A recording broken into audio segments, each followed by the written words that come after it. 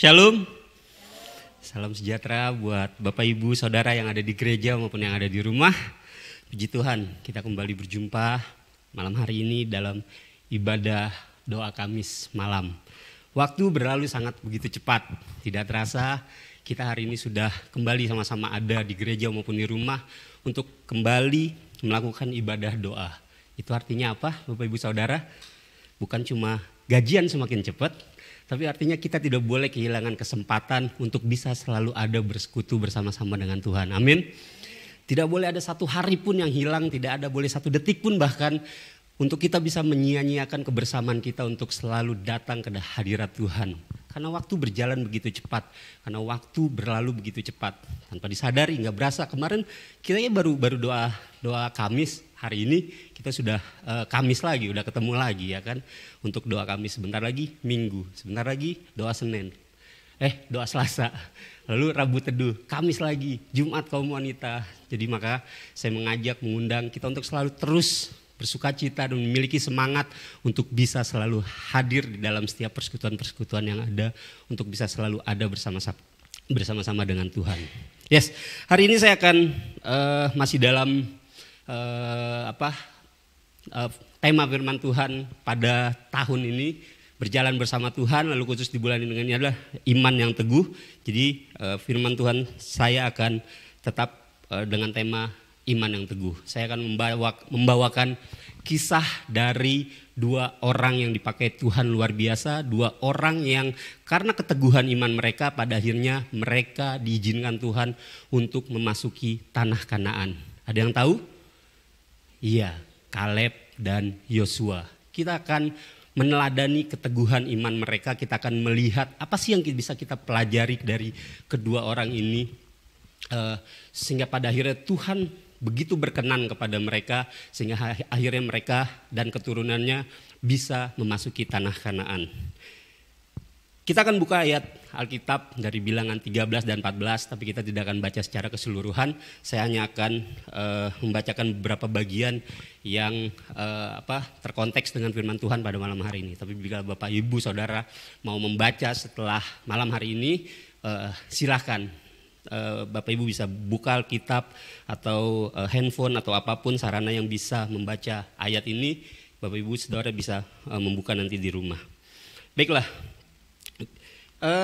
kenapa Kaleb dan Yosua begitu dipakai oleh Tuhan? Kita tahu di Bilangan 13 ini bercerita tentang 12 orang pengintai. Jadi saat itu di Bilangan 13 ayat yang 1, Tuhan berfirman kepada Musa, lalu ayat kedua berkata, suruhlah beberapa orang mengintai tanah Kanaan yang akan kuberikan kepada orang Israel. Dari setiap suku nenek moyang mereka haruslah kau suruh seorang. Semuanya pemimpin-pemimpin di antara mereka. Lalu Musa menyuruh mereka dari padang gurun Paran sesuai dengan titah Tuhan. Semua orang itu adalah kepala-kepala di antara orang Israel. Kemudian dikumpulkanlah 12 orang untuk mengintai tanah Kanaan. Lalu mereka pergi selama 40 hari mereka mengintai tanah Kanaan. Selepas 40 hari, ke-12 orang ini kembali lalu memberi laporan kepada Musa.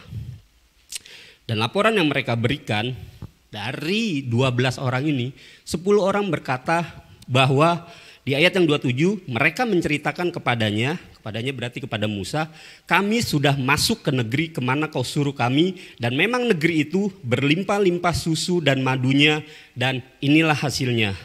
Hanya bangsa yang diam di negeri itu kuat-kuat, dan kota-kotanya berkubu dan sangat besar. Juga keturunan Enak telah kami lihat di sana.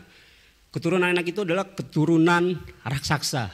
Bahkan salah satunya Goliat itu merupakan salah satu keturunan dari bangsa Enak ini.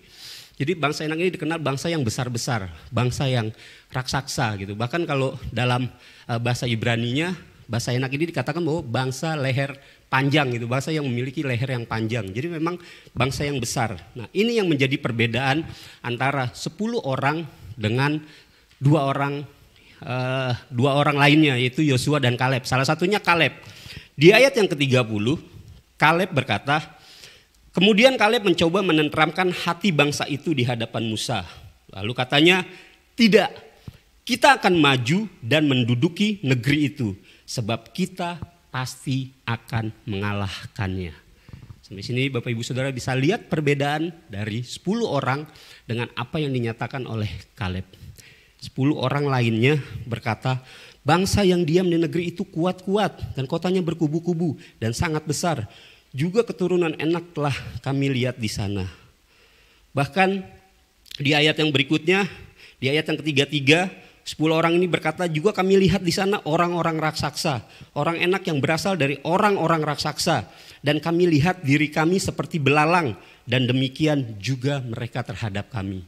Mereka baru mengintai, baru melihat, belum melakukan apapun, tapi sudah pesimis. Mereka ngerasa, wah, Kanaan ini bagus, negerinya berlimpah susu dan madu, tapi orangnya besar-besar. Kayak kita bagaikan belalang, kita nggak akan berhasil, kita pasti akan mati kalau masuk ke sana, kalau kita memaksakan untuk menyerang ke sana. Tapi satu orang yang memiliki iman yang teguh kepada Tuhan, seorang yang bernama Kaleb, dia berkata, tidak, kita akan maju dan menduduki negeri itu sebab kita pasti akan mengalahkannya. Kiranya itulah yang harus kita lakukan dalam kehidupan kita sehari-hari.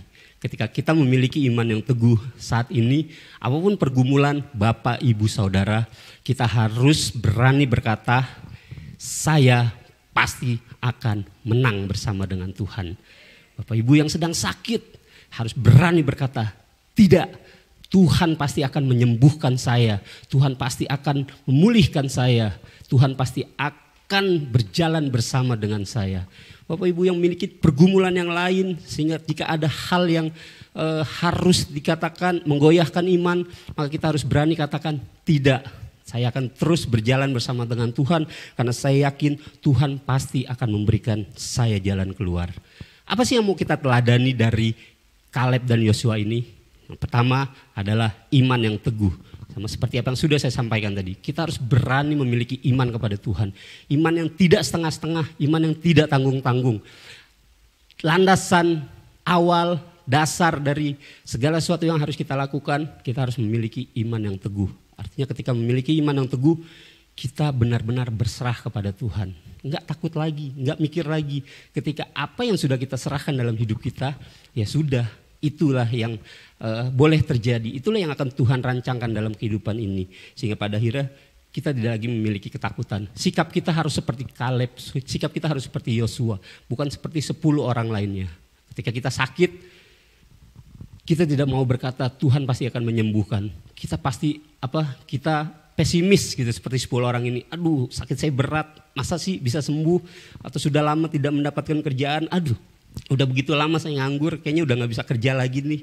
Ingat, jika segala sesuatunya melibatkan Tuhan, jika segala sesuatunya kita bermitra dengan Tuhan, maka segala sesuatu akan menjadi baik. Amin.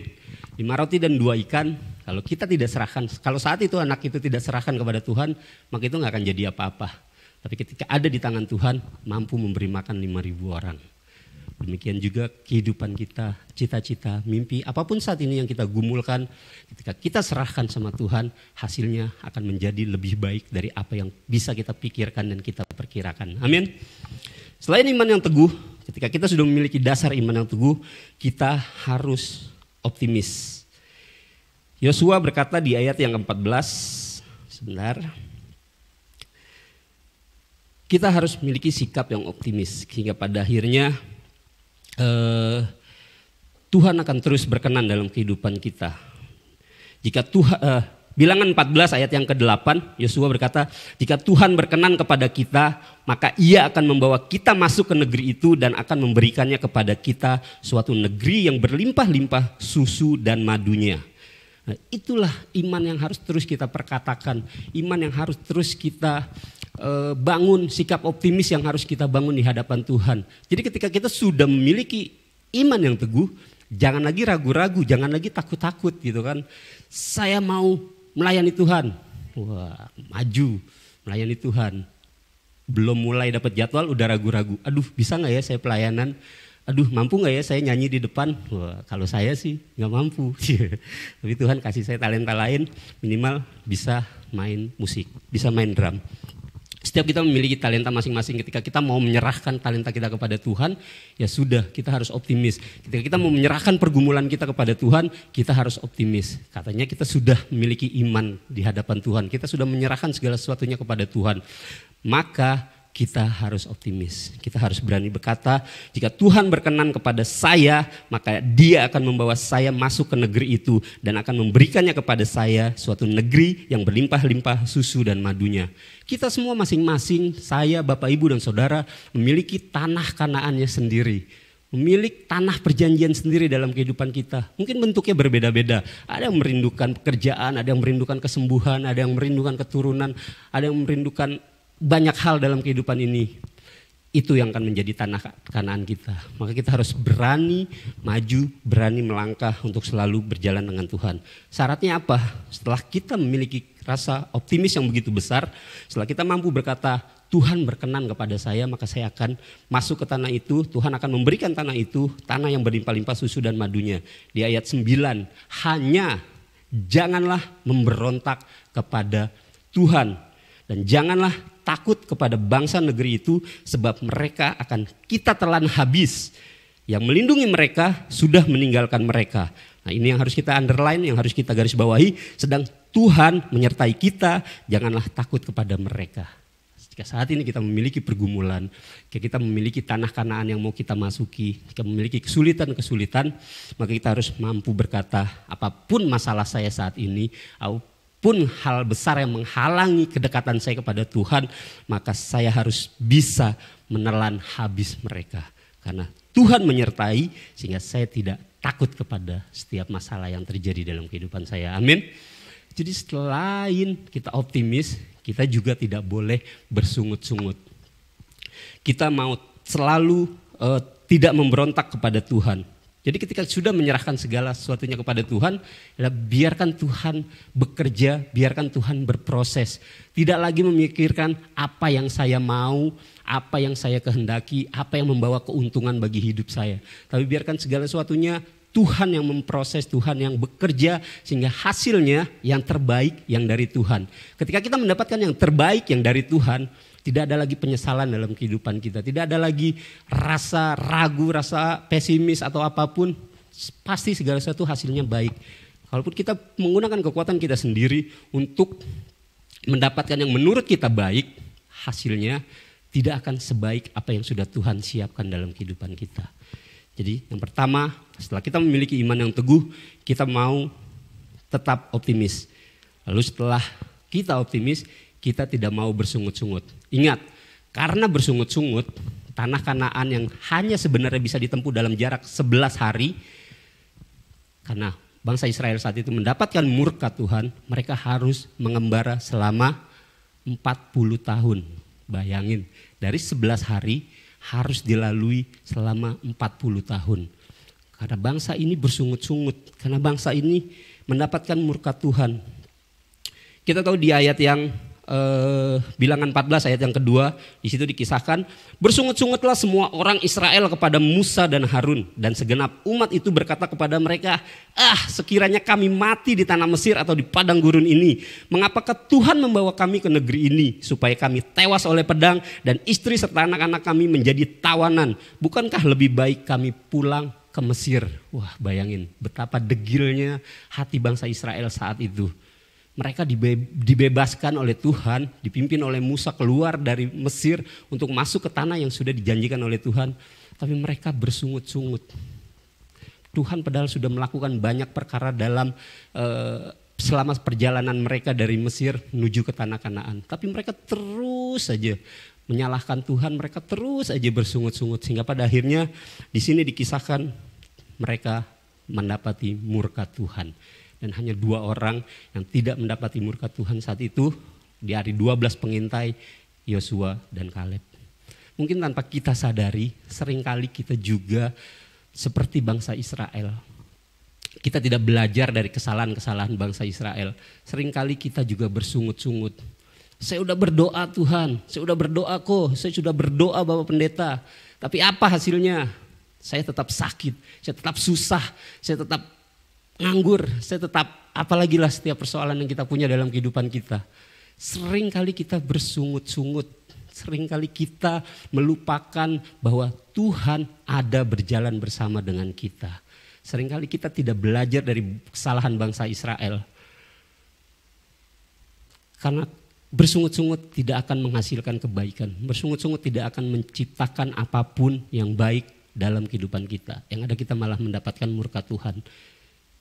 Kita udah begitu bahagia, bersuka cita karena Tuhan Tuhan Yesus mau berkorban dalam kehidupan kita sehingga tidak ada lagi jarak bagi kita dengan Allah Bapa. Tapi seringkali karena begitu dekatnya kita dengan Tuhan, kita jadi seenak-enaknya semau-maunya. Jadi malam hari ini kita mau sama-sama mengkoreksi, mengevaluasi kehidupan kita. Apakah saya sudah benar-benar menyerahkan setiap persoalan, setiap kehidupan saya bahkan kepada Tuhan? Atau saya cuma menyerahkan dalam sementara, berdoa sehari, 2 hari, seminggu, 2 minggu, habis itu tidak terjadi apa-apa dan saya mulai menyalah-nyalahkan Tuhan.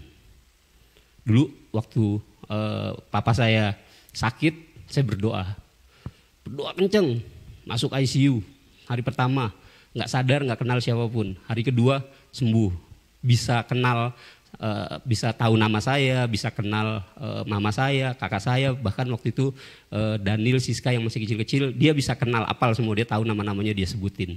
Saya pikir, wah udah nih sembuh nih, puji Tuhan, doa saya dijawab. Hari kedua, malam, hari ketiga pagi, dia meninggal, dipanggil Tuhan. Saya bersungut-sungut, saya marah, saya menyalahkan Tuhan saat itu. Tapi pada akhirnya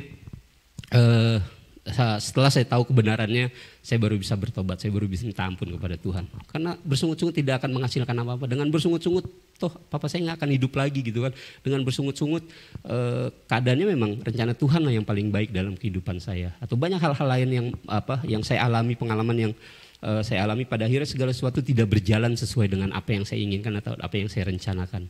Tapi saya percaya, segala sesuatu berjalan dengan apa yang Tuhan rencanakan dan rancangan dalam kehidupan saya, maka itu yang terbaik yang boleh saya dapati dalam kehidupan saya. Amin. Saya percaya Bapak Ibu Saudara pun akan mengalami hal yang sama. Syaratnya cuma satu, memiliki iman yang teguh, tetap optimis dan tidak bersungut-sungut. Ketika tidak bersungut-sungut, ya sudah bersuka cita. Hari ini nggak dijawab, masih ada besok. Besok berdoa lagi. Di waktu Rabu Teduh, saya bercerita kisah tentang Sadrak, Mesak, dan Abednego. Dan pada akhirnya saya mendapati satu ayat yang luar biasa saat itu. Ya kan? Ayat yang sungguh-sungguh menjadi berkat gitu. Iman yang tanpa syarat kepada Tuhan. Daniel 3 ayat 17 dan 18. Saya bacakan yang ayat 17. Jika Allah yang kami puja sanggup melepaskan kami, maka ia akan melepaskan kami dari perapian yang menyala-nyala itu dan dari dalam tanganmu ya Raja. Kita tahu kisah ini, Sadrak, Mesak, dan Abednego diancam oleh Tuhan, mau dihukum, dimasukkan ke dalam perapian yang menyala-nyala. Artinya mereka mau dibakar hidup-hidup Bapak Ibu Saudara. Karena mereka tidak mau menyembah patung dan dewa-dewa yang diciptakan oleh Raja Nebukadnezar saat itu. Jadi mereka ditanya sama raja gitu kan, benar gak kalian gak mau menyembah patung-patung yang sudah saya buat gitu, singkatnya seperti itu ya. Lalu mereka berkata, kalau kalian tidak mau menyembah dewa-dewa dan patung yang saya sudah buat dan saya perintahkan, kalian akan kami hukum sehingga kamu akan saya masukkan ke perapian yang menyala-nyala, maka siapa yang akan mampu melepaskan kalian? Saat itu kurang lebih Raja Nebukadnezar berkata seperti itu. Lalu dijawab oleh mereka, jika Allah kami yang kami puja sanggup melepaskan kami, maka ia akan melepaskan kami dari perapian yang menyala-nyala itu. Masuk ke ayat yang 18, ini yang luar biasa. Tetapi seandainya tidak, hendaklah Tuanku mengetahui ya Raja, bahwa kami tidak akan memuja dewa Tuanku. Maka inilah juga yang harus kita berikan kepada Tuhan ketika kita berdoa untuk segala hal. Mungkin berdoa untuk kesembuhan, berdoa untuk pergumulan yang lain atau apapun, suatu hal yang saat ini sedang begitu kita gumuli, Tuhan mampu melepaskan saya keluar dari masalah. Tuhan mampu menyembuhkan saya dari segala sakit penyakit. Tuhan mampu mencukupi segala kekurangan yang saya punya. Tapi, ada tapinya, seandainya tidak, saya tetap akan memuji dan memuliakan nama Tuhan. Amin. Yes, seperti itu kira-kira kita harus mampu bersikap. Seperti itu kira-kira iman yang teguh di hadapan Tuhan. Iman yang tidak memaksakan kehendak. Iman yang bukan hanya mau Tuhan menjawab apa yang kita inginkan, Tuhan menjawab apa yang kita perlukan, Tuhan menjawab apa yang kita butuhkan. Tapi Tuhan memiliki standarnya sendiri untuk bisa menjawab setiap doa-doa kita. Jadi kita tidak mau bersungut-sungut. Lalu yang berikutnya, apa yang bisa kita teladani dari sikap Yosua dan Kaleb saat itu? Selain iman yang teguh yang pertama, yang kedua tetap optimis, yang tiga tidak bersungut-sungut, yang empat kita mau tetap ada di dalam jalur kebenaran.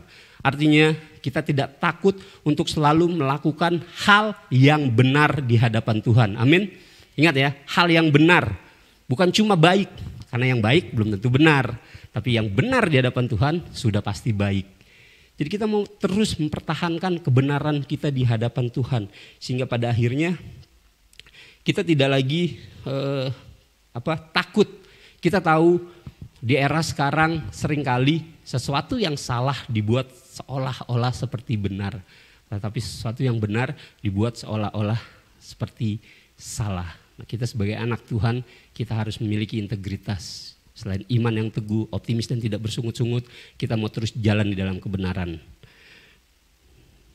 Ketika kita sakit, berdoa, tidak sembuh, mungkin dunia akan menawarkan, kita ke sana aja tuh, ada tuh Pak Haji Dudung misalnya. Dia bisa mengobati orang sakit. Sakitnya pengobatannya gimana?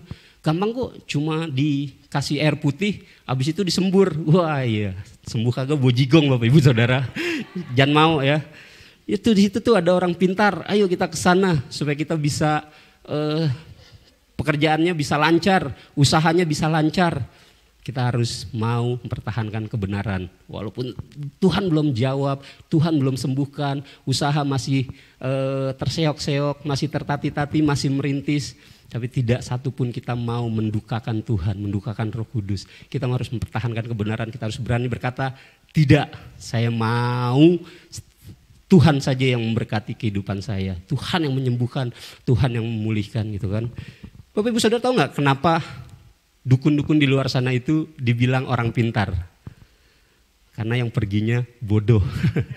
Makanya mereka dibilang orang pintar. Mau aja gitu kan, bawa air mineral. Ini pengalaman. Saya dulu kecilnya kan nggak sekolah minggu, kecilnya karena lingkungan lingkungan banyak dari keponakan sebelah dari keturunan Ismail, maka saya pun aktivitas saya hampir seperti itu. Pada suatu hari, setiap hari Kamis malam Jumat itu saya selalu diperintahkan untuk bawa air putih itu dari rumah, bawa air putih. Nah, jadi bawa air putih dan nanti air putihnya dibaca-bacain lah di ini gitu. Dan akhirnya setelah itu dibawa pulang dan diminum. Air putihnya bisa di-refill, asal jangan habis. Misalnya air putih segelas nih, sisa setengah boleh diisi lagi. Jadi khasiatnya akan terus ada sampai akhirnya ketemu minggu depan, bawa lagi, didoakan lagi. Jadi seperti itu. Dan saya pikir buat apa juga gitu kan. Toh efeknya nggak ada gitu. Nah itu kehidupan saya saat itu. Tapi sekarang ketika segala sesuatu tidak berkenan di hadapan Tuhan, sebisa mungkin saya akan bilang tidak. Saya tidak akan terlibat, saya tidak akan ada di dalamnya gitu. Kita tahu saat itu ketika Yosua dan Kaleb mempertahankan kebenaran, bangsa Israel yang lain itu marah kepada mereka. Mereka diancam mau dilempari batu, gitu. Mereka diancam sebentar saya cari ayatnya. Nah, di ayat yang ke-10 situ dikatakan, lalu segenap umat itu mengancam hendak melontari kedua orang itu dengan batu. Tetapi tampaklah kemuliaan Tuhan di kemah pertemuan kepada semua orang Israel. Nah, gini, demikian dengan kehidupan kita Bapak Ibu Saudara. Seringkali ketika kita mempertahankan kebenaran, orang akan melempari kita dengan batu. Walaupun mungkin batunya bukan batu yang benar-benar batu seperti anak STM tawuran, tapi orang akan melempari kita dengan kata-kata. Ketika kita mau melihat teman kita, saudara, sejawat atau siapapun melakukan hal yang tidak benar di hadapan Tuhan, seringkali kita digerakkan untuk mengingatkan mereka. Tapi mereka akan melempari kita dengan batu. Kata-kata yang paling umum, so suci lu, sok baik kamu, sok iya lu, sok bener lu, kamu juga dulu kehidupannya gitu. Kita akan terus diserang dengan masa lalu kita, dengan dosa-dosa yang pernah kita perbuat. Padahal kita sudah menanggalkan itu semua. Padahal kita sekarang sudah benar-benar mau mengikut Tuhan, mau melakukan apa yang Tuhan kehendaki. Tapi seringkali kita diserang, buat apa? Sok baik, sok suci, kayak udah gak punya dosa aja kamu.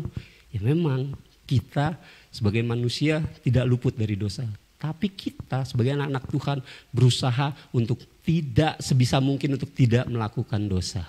Amin. Jadi kita mau terus mempertahankan kebenaran di hadapan Tuhan. Kita mau terus ada berjalan bersama dengan Tuhan. Lalu ini yang terakhir, kita harus memiliki mental yang kuat. Memiliki mental pemenang, memiliki semangat yang tinggi. Kita tahu Kaleb itu berhasil memasuki Kanaan ketika usianya sekitar 85 tahun. Berarti kurang lebih dia harus mengembara berjalan bersama dengan bangsa Israel itu 40 tahun. Jadi kurang lebih saat dia mengintai usianya sekitar 40 sampai 45 tahun. Artinya apa? Dia sudah mendapatkan perkenanan Tuhan, dia sudah dijanjikan oleh Tuhan bisa berhasil memasuki tanah Kanaan bersama dengan Yosua. Tapi tetap dia harus melalui proses berjalan bersama 40 tahun. Padahal yang mendapat murka itu 10 orang. Nah, kadang kita suka ke bawah-bawah juga gitu. Ada orang yang tidak melakukan kebenaran tapi kita kena imbasnya. Tapi gak apa-apa, kita ikutin saja. Yang penting Tuhan sudah berkenan kepada kehidupan kita. Begitu juga dengan Kaleb. Tuhan sudah berkenan dengan kehidupannya tapi dia harus tetap melalui proses berjalan 40 tahun. 40 tahun kemudian baru dia bisa mendapatkan masuk ke dalam tanah perjanjian atau tanah Kanaan yang sudah dijanjikan sama Tuhan dalam kehidupannya. Demikian dengan kehidupan kita. Jika saat ini Bapak Ibu baru berdoa cuma sehari, 2 hari, 1 minggu, bahkan 1 tahun, ingat Tuhan memiliki waktunya sendiri, Tuhan memiliki rancangan sendiri, waktu Tuhan yang terbaik dalam kehidupan kita. Maka itulah yang boleh terjadi ketika Tuhan sudah menyiapkan waktunya dan waktu Tuhan terjadi dalam kehidupan kita, maka tidak ada satu orang pun, maka tidak ada satu hal pun yang bisa mencegah itu terjadi dalam kehidupan kita. Kiranya Tuhan pada malam hari ini boleh memberkati kita semua dan kita boleh terus memiliki iman yang teguh, kita mau terus optimis, kita tidak bersungut-sungut dan kita mau mempertahankan kebenaran. Yang terakhir kita jaga mental dan semangat kita untuk terus mengikuti prosesnya Tuhan.